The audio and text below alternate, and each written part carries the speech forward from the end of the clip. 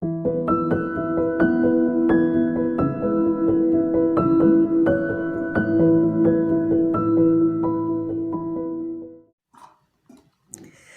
let's make sugar cookies. We are adding flour. Okay, flour, flour, flour. We must pause and talk about this ingredient, flour.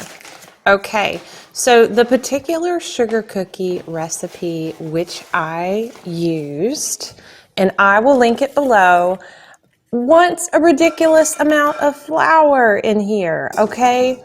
If I would have added the 3 3/4 cups of all-purpose flour, I'm going to link the regular recipe, and then I'm also going to write the recipe and how I tweaked it.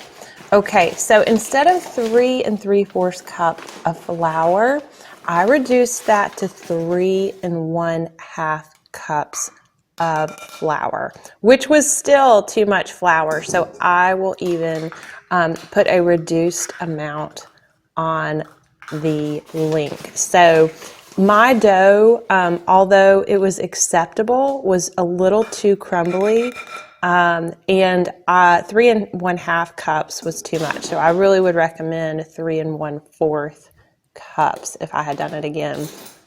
You don't want a sticky dough. I think 3 cups would have just been a little wet. I guess you could have done it and add flour as you roll.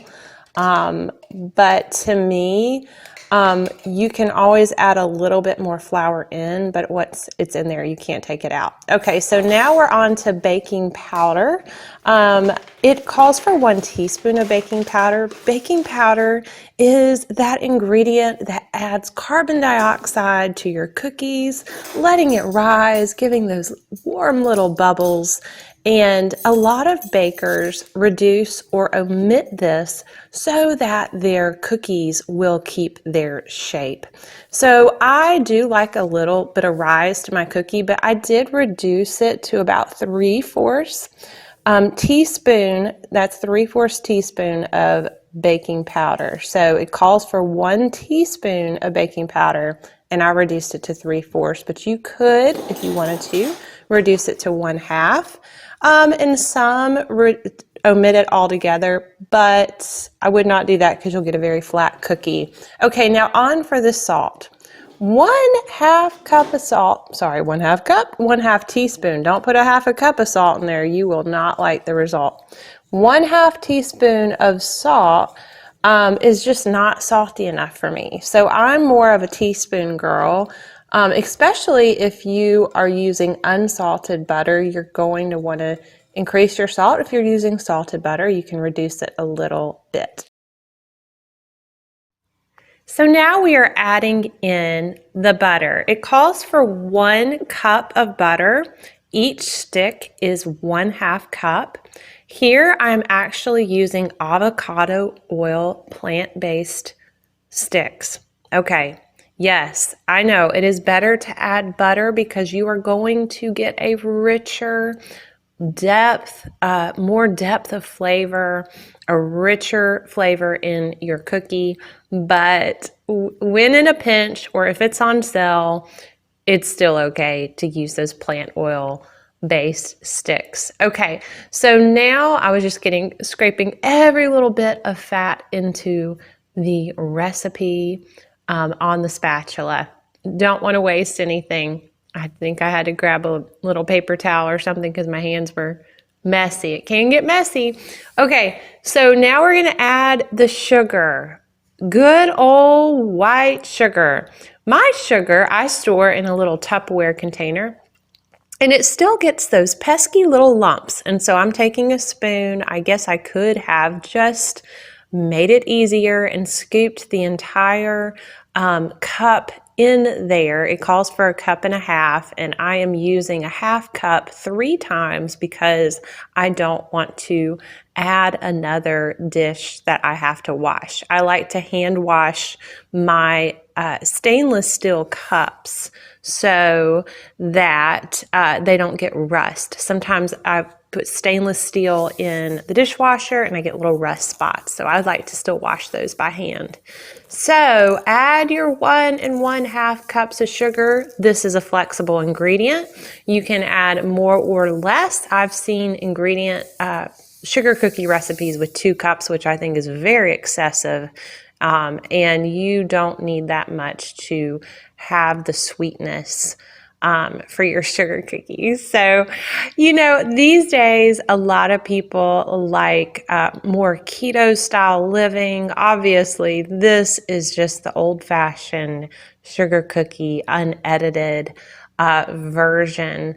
A lot of people will probably just go out and buy either homemade cookie dough that they think is homemade cookie dough, but it's really not. Even the kind that I have found in the refrigerator, it's not the same as if you roll your dough. There's so much lost these days. How many people sew? I mean, the art of sewing is just like gone, right? So we kind of want to preserve these memories. My grandmother baked. She would bake so many cookie tins, countless cookies, put them in tins, and we would look forward to it every single year. So it is actually, you're just making a memory. Okay, now for the extracts. I am using vanilla extract. It calls for 2 teaspoons of vanilla extract for extra flavor. And my goodness, I like a lot of extra flavor. So yay for those 2 teaspoons. And this is going to be one flavorful cookie because in addition to the 2 teaspoons, I actually add in another 1/2 teaspoon of almond extract. But before we add in the extracts, I almost forgot eggs. How can you forget about happy sunshine eggs? Okay, so this recipe calls for 2 eggs. 2 eggs. Some call for 1. This particular recipe calls for 2 eggs. Just remember when you are adding your eggs to add them in one at a time. You may, I actually just have 2 little bowls out here. I am very meticulous to make sure that no shell gets into my eggs. Oh my gosh, it drives me bonkers for shells to get into the eggs. So be very, very careful. Don't put it directly in the bowl. Put it in a separate bowl. I'm telling you, you may think you've got it, but there's always that chance for that shell to get in there. So beat in the eggs one at a time. Like I said, this recipe calls for 2 eggs. And you want to beat them in one at a time. As you can see, my butter was not as softened as it could be. I should have softened it just a little bit. I'm making it, I think this day it was a little colder. And the cold weather can just, alter your ingredients. Sometimes I soften my butter slightly in the microwave, but you don't want it melted. And certainly if you ever add melted butter into a recipe, make sure it's cooled down before you add the eggs. So we are just mixing away here. Mixa. I love my KitchenAid mixer. I've had it for a really long time. If I get another one day, I'd probably get like a white mixer. But I love my classic little KitchenAid. And you can get them with bigger capacity as well. So adding in the next egg, and you do want to beat them one at a time, okay?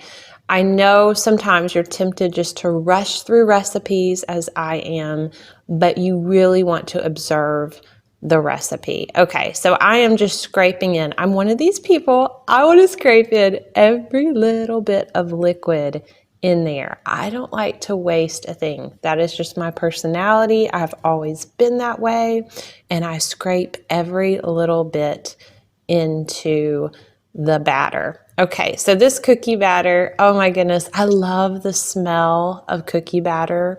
Part of it, you get to slow down. Part of the joy of baking is you get to slow down and kind of take in and breathe in the essence of every ingredient.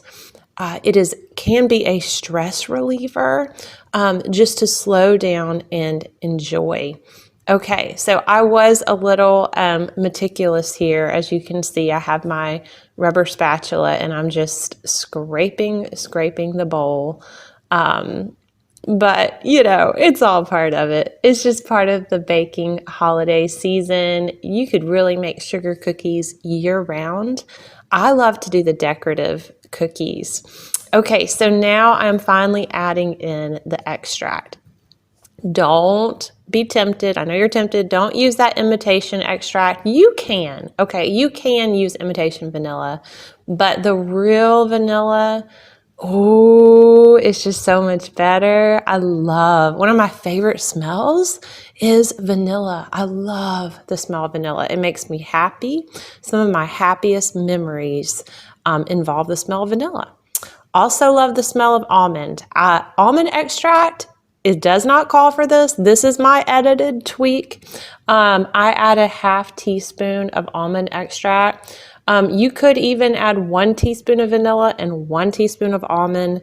This is going to be packed with flavor because I add 2 teaspoons of vanilla extract plus a half a teaspoon of almond extract. So yeah, this is going to have a lot of flavor, and not everyone likes to add that amount. But I like a really flavorful cookie. I like to open up the container and smell the cookies. They are so, so, so good. So don't be afraid to experiment with extracts. Don't use anything like, I don't know. I've had cinnamon extract and it's just, I'm not really as much of a fan of some of the extracts. So, you probably could even do, like, if you wanted to do a lemon cookie, you could do a lemon extract in place of the other extracts. But just, really be careful because not a lot of people are a fan of the citrus flavors of the orange and the lemon. And so you're really going to limit your cookie audience. And so I think that's why vanilla extract is preferable. Okay, so now we are adding that dry ingredient mixture. Remember what we added in a separate bowl? We added that flour and baking powder and salt. And that is that whisked ingredient. We whisked the 3 ingredients together. I don't think I showed that part, but I did. I whisked all 3 ingredients together, and now I'm adding that into the mixture. You want to slowly incorporate the flour, okay?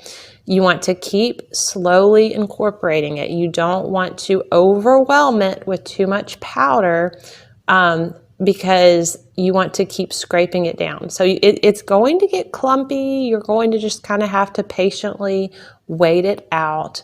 Again, this particular recipe, I used 3 1/2 cups of flour and it was too much. It made more of a shortbread consistency and I regret using that much flour. So yay, I get to warn you, don't use that much flour in yours. So we are getting so, so close, guys. The next part, we're gonna bring out some parchment paper and you can either choose to refrigerate, chill your dough or not. I always think chilling the dough is so much better, so much better. Cookies are just happier in cold environment. I don't know what it is, but I like a good chilled dough.